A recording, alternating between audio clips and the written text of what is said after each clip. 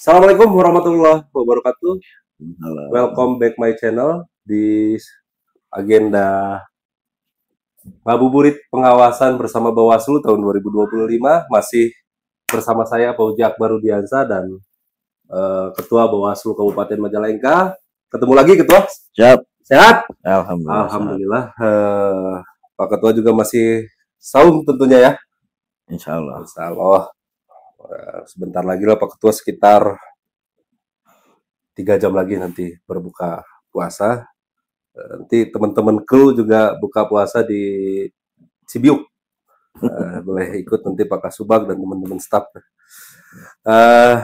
Sahabat Bawaslu sekalian, sesi diskusi kita kali ini bertemakan literasi politik pemilih dengan cerdas, mengawasi dengan bijak. Agak berat sedikit. Pak Ketua ini Kasubag memberikan tema diskusi kita, literasi politik memilih. Setidaknya ada literasi, yang kedua ada politik, yang ketiga ada memilih sebagai aktivitasnya. Lalu kemudian poinnya harus cerdas.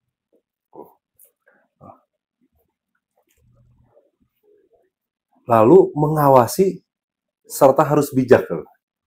Ini agak anti mainstream sebenarnya Ketua kalau mengawasi dengan bijak, karena barangkali pengawasan itu harus dengan taat. Karena ada serangkaian prosedur yang kemudian biasa kita lakukan pada proses pengawasan tahapan. Tapi sebelum kita nanti bagaimana mengawasi dengan bijak ini, apakah nanti perkembangan topik diskusi kita berkaitan dengan Bawaslu atau tentu bagi pemilih. Nah, sahabat sekalian, perlu kami informasikan bahwa pada DPT pemilihan kemarin itu hampir 1 juta lebih Pak Ketua DPT Kabupaten Majalengka. Nah, ini tentu menjadi tanda kutip pertanyaan, apakah sudah teredukasi, sudah menjadi bagian dari pemilih yang tercerdaskan, sudah bagian dari masyarakat yang memahami literasi politik di Kabupaten Majalengka, ataukah kemudian nanti pertanyaannya pemilih di Kabupaten Majalengka ini sebenarnya justru belum tercerahkan. Nah, kalau ngomong belum cerdas, saya tidak berani karena variabelnya juga nanti cukup banyak untuk mengkategorikan dia cerdas dan tidak cerdas tentunya. Saya ingin mengambil istilah yang lebih soft saja, tercerahkan begitu Pak Ketua. Nah, menurut Ketua Bawaslu nih, Pak Ketua, Pak Dede, bagaimana, apa yang harus diberikan oleh lembaga seperti Bawaslu ini dalam pemberian literasi politik pada pemilih ini? Baik, mengenai literasi politik, berarti kita pentingnya sebagai pemilih gitu ya. Sebagai pemilih kita tidak hanya semata-mata hanya untuk memilih saja gitu kan, tetapi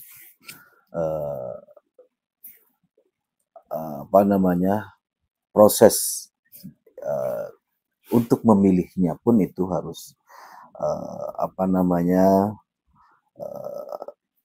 kita harus sebagai pemilih harus tahu aturannya, tahu ilmunya gitu ya.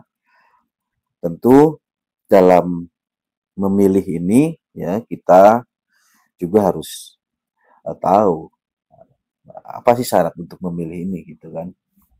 Nah, itu khususnya untuk bagi pemilih kira-kira seperti itu. Nah, kemudian yang kedua, apakah kita juga sudah termasuk ke daftar pemilih atau belum gitu kan, kita harus mengetahuinya. Nah, Kemudian ketika kita sudah memenuhi syarat tersebut, apakah kita sudah didata atau belum? Nah, ini juga harus diperhatikan sebagai pemilih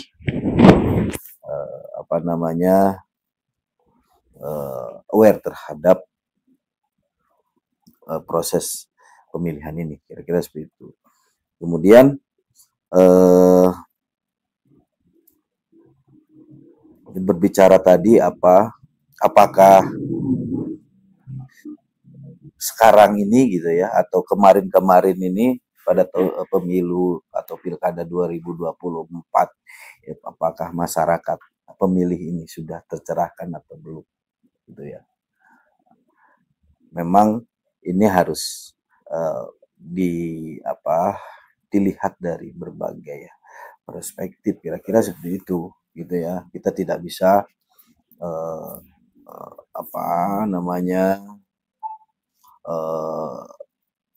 menjudge bahwa ini masyarakat kita tidak aware atau belum tercerahkan. Nah, gitu kan. Tetapi kalau dilihat dari sisi partisipasi memilih, gitu ya, di pemilu kita hampir lebih dari 80% ya, betul di pemilu. Nah, ini dalam hal partisipasi memilih ini memang sudah bagus di atas rata-rata nasional gitu, kira-kira seperti itu. Nah, ini artinya bahwa si masyarakat ini mempunyai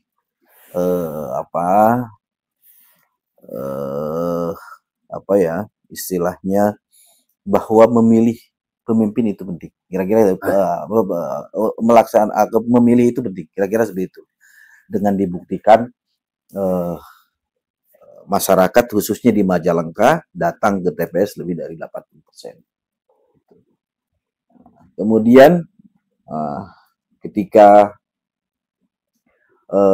dilihat itu dari segi partisipasi untuk memilih, partisipasi untuk memilih. Tetapi kalau kita lihat dari partisipasi untuk mengawasi, khususnya dalam hal ini melakukan atau laporan terhadap proses ini, adanya dugaan-dugaan pelanggaran ini, saya kira masih sangat masih kurang masyarakat yang berani untuk secara langsung atau memberikan informasi laporan dugaan pelanggaran terhadap pengawas pemilu, kira-kira seperti itu. Nah, ini yang harus ditingkatkan, saya kira. Gitu.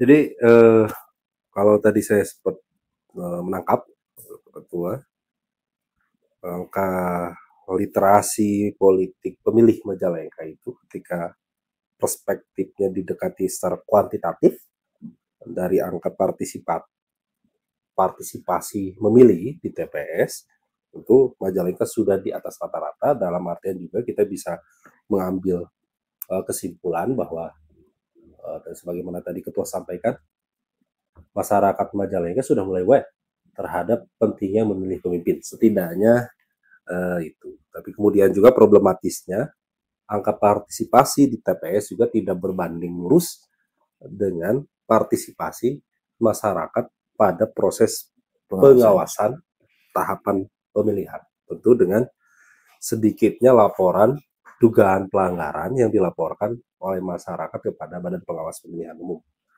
Nah, kemudian Pak Ketua, kita ingin mencoba menggali dari sisi yang lain. Kalau tadi awareness publik kita sudah dapatkan, mereka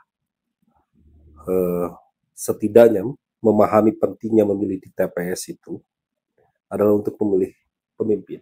Nah, kemudian kita ingin menggali ke arah yang lebih dalam lagi. Sebenarnya yang mendorong pemilih hadir ke TPS itu dalam perspektif Pak Ketua sendiri, yang menjadi dorongan pemilih datang ke TPS itu sebenarnya Nah, karena kita tahu kalau di setiap momentum ini yang menjadi momok paling menakutkan itu adalah money politik.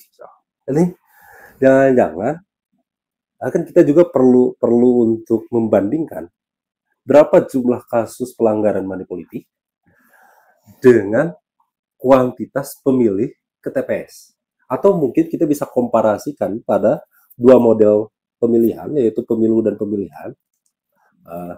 Misal pada pemilu itu, apakah jumlah pemilihnya lebih sedikit dibanding pemilihan atau justru lebih banyak? Lalu berapa kemudian presiden, persepsi publik terhadap perilaku money politik peserta pemilu maupun pemilihan, misalnya gitu. Nah, yang ingin kita gali lebih dalam, apa sebenarnya kemudian yang mendorong pemilih itu untuk berangkat ke TPS? Karena beberapa riset, tentu dari LIPI misal, itu ternyata masyarakat kita 90% itu sudah sangat permisif terhadap praktek vote buying atau pembelian suara oleh para kandidat kepada pemilih.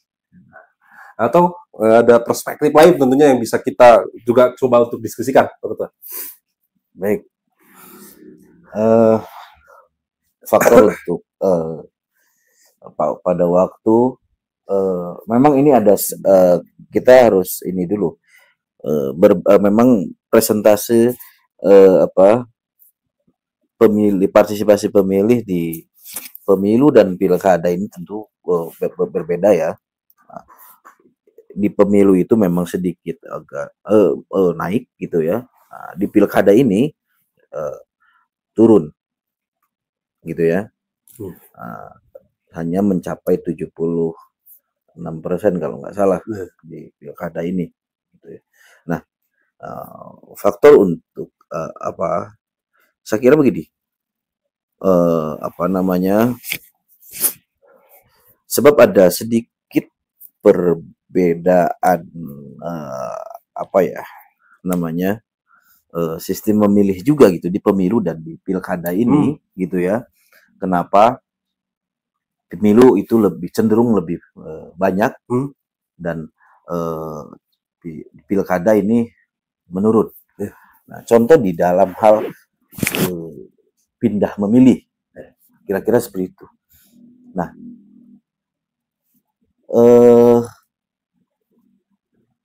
pemilih yang luar dari Kabupaten Majalengka khususnya gitu ya, selama dia warga Indonesia, WNI gitu, dia bisa memilih di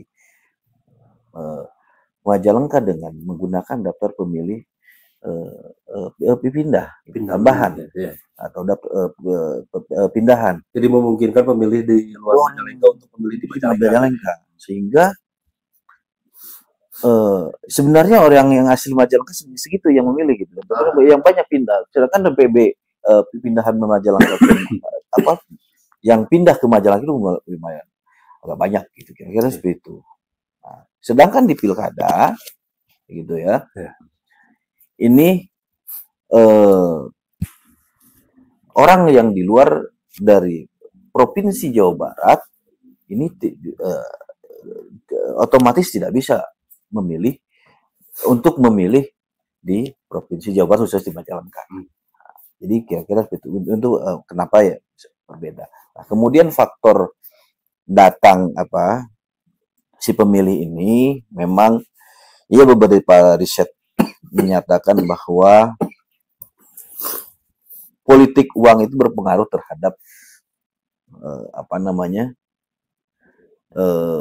partisipasi untuk memilih katanya gitu kan. Namun saya secara pribadi sih husnudon ya gitu ya. Itu tadi bahwa kita di negara Indonesia gitu karena sistem kenegaraan kita adalah demokrasi, dalam hal ini adalah pemilu, bahwa mudah-mudahan saya berhusnuzon seperti itu bahwa masyarakat Majalengka ini sudah sadar untuk memilih dia mempunyai hak untuk eh, memilih. Gitu. Kira-kira seperti itu. Faktor lain terkait money politik gitu ya, yang mempengaruhinya karena lagi-lagi gitu kan, yaitu tadi, walaupun memang kenyataannya itu ada gitu, Ya. walaupun kalaupun ada gitu ya, itu seharusnya ya itu ada laporan ke kita, karena memang lagi-lagi kita personil kita, SDM kita terbatas untuk mengawasi ruang gelap seperti itu gitu ya. Ya, saya sih berhusnudzonnya seperti itulah. Gitu. Karena tadi juga disebutkan bahwa angka partisipasi pemilu dengan pemilihan itu berbeda karena dampak prosedur di pemilu. Bisa orang yang di luar Jawa Barat pemilih di Majalengka, misalnya, berbeda dengan di pilkada, ya begitu Pak Ketua. Dan juga meyakini karena sampai saat kemarin sangat rendah laporan masyarakat terkait money politik, sehingga money politik itu tidak menjadi daya dorong untuk pemilih datang ke TPS, kira-kira begitu, dalam perspektif dokumen penanganan pelanggaran begitu, Pak Ketua. Nah, ini saya ingin mencoba mengganti topiknya. Kalau tadi berdasarkan money politik, mungkin tidak. Kita kan punya dua jenis pemilihan, pemilu dan pemilihan pilkada kepala daerah. Di pemilu calonnya banyak, terutama untuk legislatif, baik itu DPR maupun DPD, DPRD provinsi dan DPRD kabupaten kota. Kalau untuk pilkada, sangat memungkinkan pemilih itu datang atas dasar kesukaan subjektif, sangat, dan juga sangat mudah untuk mengenali secara objektif dari kapasitas dan kapabilitas setiap masing-masing pasangan calon. Nah, kalau di pemilu nih, misal jumlah, kalau di dapil kita kan maksimal 10 pengisian daftar calon itu, betul lah. Kalau di dapil SMS itu 8 sampai 12 calon anggota legislatif, baik DPR maupun DPRD provinsi. Nah, yang menjadi parameter bagi pemilih untuk memilih calon anggota legislatif, kalau di pilkada sangat mungkin atas dorongan kesukaan atau patron fanatisme terhadap salah satu figur, atau bahkan juga mungkin ada patron klien politiknya di setiap wilayah itu. Kalau ada tokohnya dan lain sebagainya, sehingga masyarakat ikut sebagaimana arahan tokoh. Karena itu kan politik lah, demokrasi, hal yang wajar. Tapi kalau untuk di pileg, khusus pileg, apa yang menjadi kemudian parameter dari pemilih untuk menentukan siapa pilihan, untuk mendorong pada faktor kesukaan? Belum tentu dia kena dari berapa jumlah list begitu banyaknya dengan DPR, DPD, DPRD provinsi, dan DPRD kabupaten.